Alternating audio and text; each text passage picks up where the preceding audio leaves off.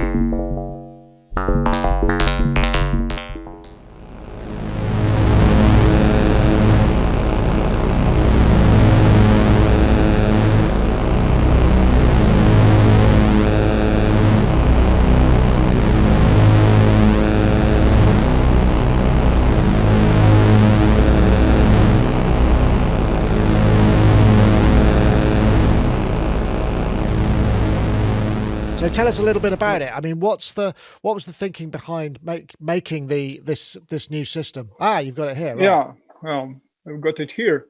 So basically, we had Fusion System 1, but it was assembled from partly Fusion modules and partly Black System modules, because Fusion modules with vacuum tubes, they did not cover all range of sources and modulation sources for to get entire system. So and there were some modules which we were not 100% happy with, and therefore we decided to redesign it completely, because there is something in vacuum tubes. So now the system consists almost of all new modules except delay flanger, vintage ensemble, which is one of best sounding flangers around, and analog delays around. All other modules are redesigned, so we have 2 analog VCOs with this tube detune circuit, with BBD detune circuit.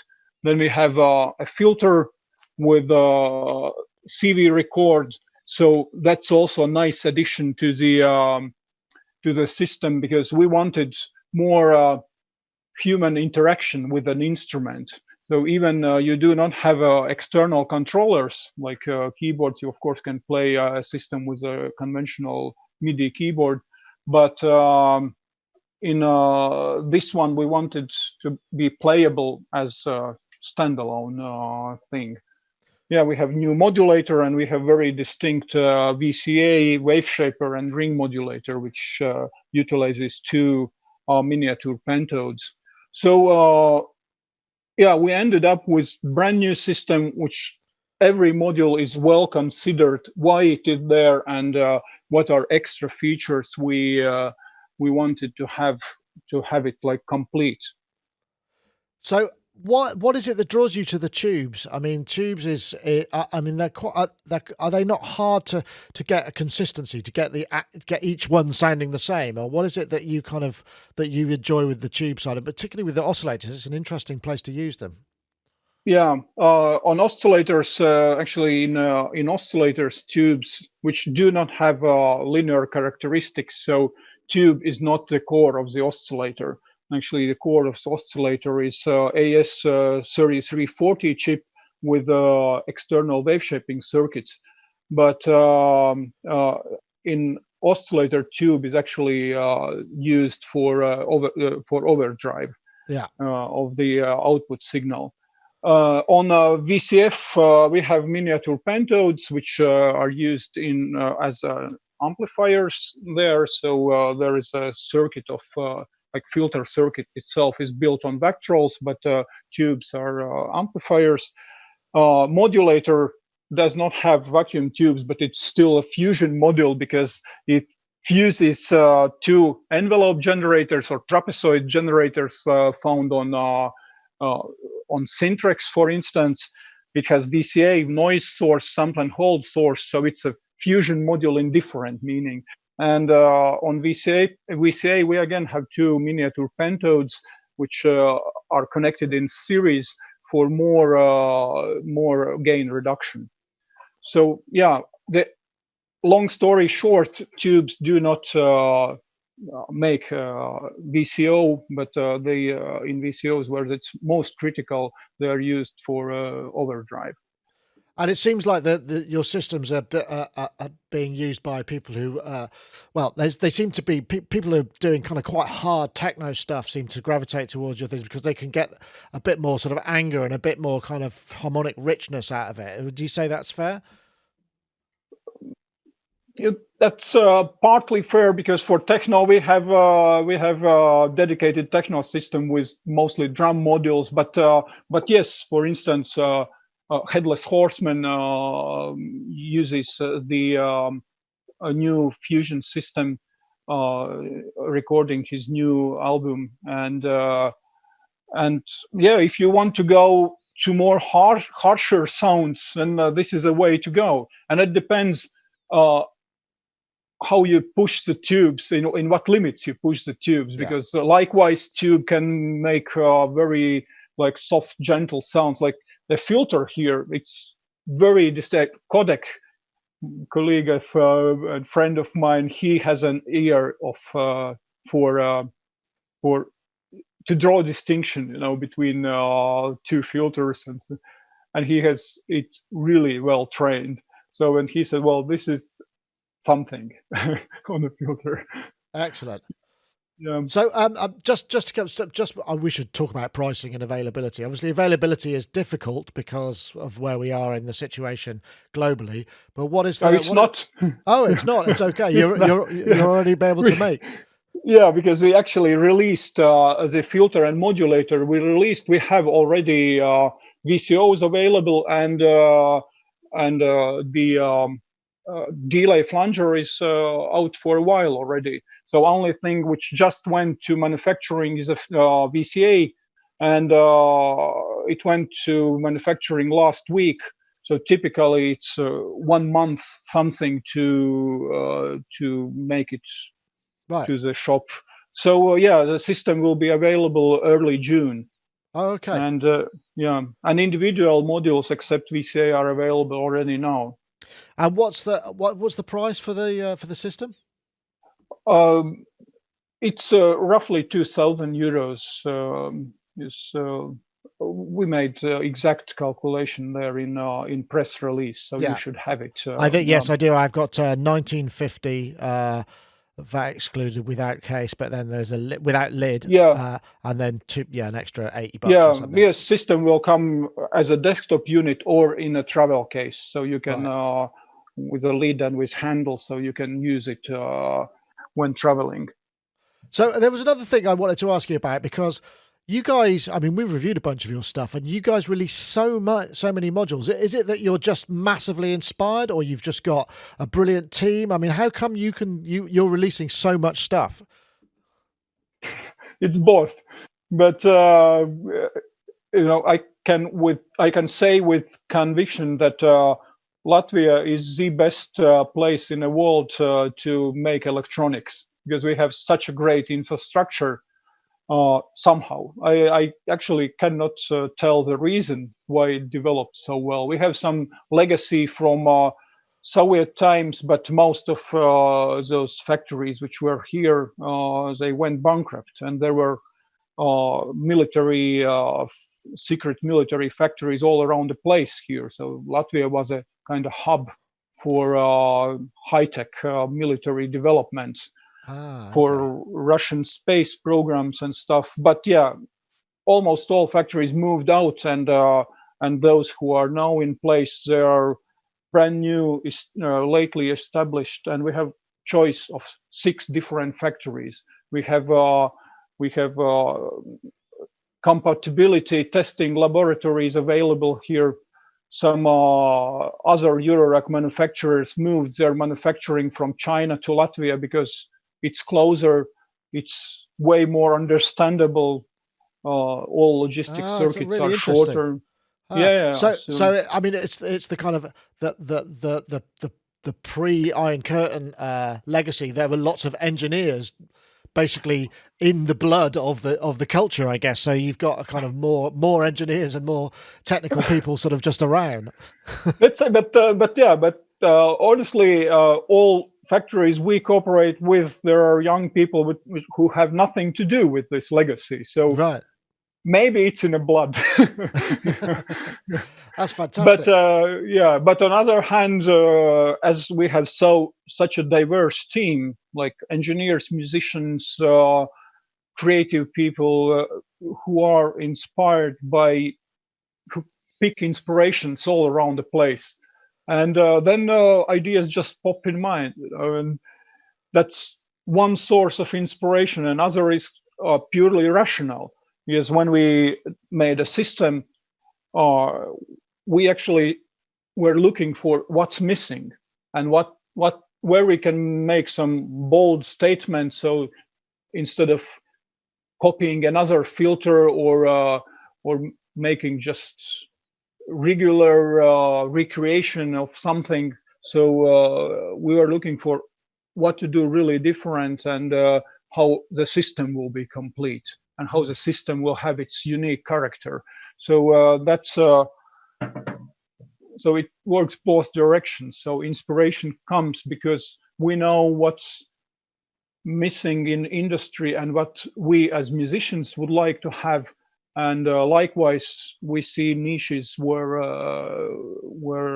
some instruments are missing, or what we need for a system. Because sometimes we come up with a module which we know it's not going to sell a lot, like CV tools module, very advanced CV management module, but it doesn't make sound in itself. Therefore, it's doomed from very beginning. But it's needed in a system to have more functionality. Therefore, we just make it. Excellent. Well, I know you've got a lot of stuff in the pipeline as well. You're saying that you've sort of stalled the release of some other things just purely because, there's I guess there's no rush, right? Yeah, sometimes I am over optimistic as a person. I believe that we can do things in like much shorter time than it actually takes, and others have the same feeling, because to get prototype working to show on the Superbooth, we can concentrate our resources and attention on the prototype, and we can have it and we can show it. But to get it ready for production and to get it perfect, it takes like 10 times more time, like with Black Sequencer. I can understand that. And also, you've just started shipping out the Syntrix, which is the kind of it's sort of like VCS3 type thing. I noticed you had I saw it in the hands of Jean-Michel Jarre, who was absolutely glowing with praise. I mean, that must have been a great moment for you guys. Absolutely, I had the luck to meet him in his studio, and VCS3 was his first synthesizer, and but his main inspiration is actually gear, synthesizers. So yeah, this was, as he told, it's like Christmas in April. Yeah, great line. So I mean, just quickly, what was the inspiration behind that? Were you looking to recreate that and make it just more accessible? Because the VCS3 and that pinboard method of working is so experimental and almost unrepeatable. I mean, what was the kind of drive behind making it that way? I believe that what sets an instrument apart is user interface. You always can argue about how it sounds, and there will be preferences, and people will like one particular sound of how one synthesizer sounds, and maybe dislike some other, but there always will be discussions, which sound the best. But I believe that people keep using instruments which are which they find pleasurable to use, which promote creativity in making music, and which is so user interface sets it apart. And when we look on experimental synthesizers and synthesizers for experimental music, then VCS3 was, I believe, the most experimental one and still reasonable one, because of course you can come up with some crazy stuff with those crocodile pins and and whatever, and have like hugely experimental but hard to use synthesizer. So this one is the best from both sides. So as the circuits are completely redesigned, oscillators are highly stable, so they track well over 10 octaves actually. Wow. And they are really, really stable because they are built on AS3340 chips. We have a very nice sounding filter there, and of course matrix, which saves patch connections.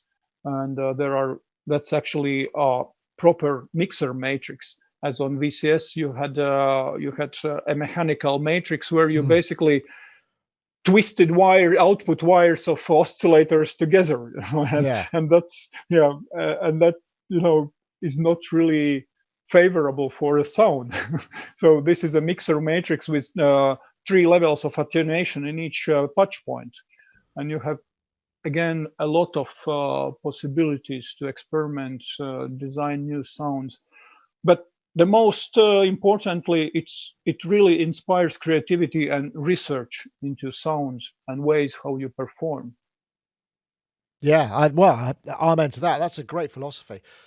Girts, thank you so much for talking to us. It's been really interesting, and I hope that we'll be able to see you in person sometime very soon, when we're all able to travel again and drink beer together.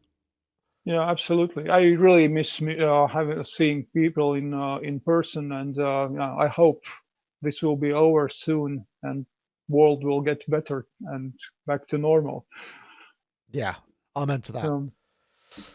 Thank you very much. Thank you, Nick.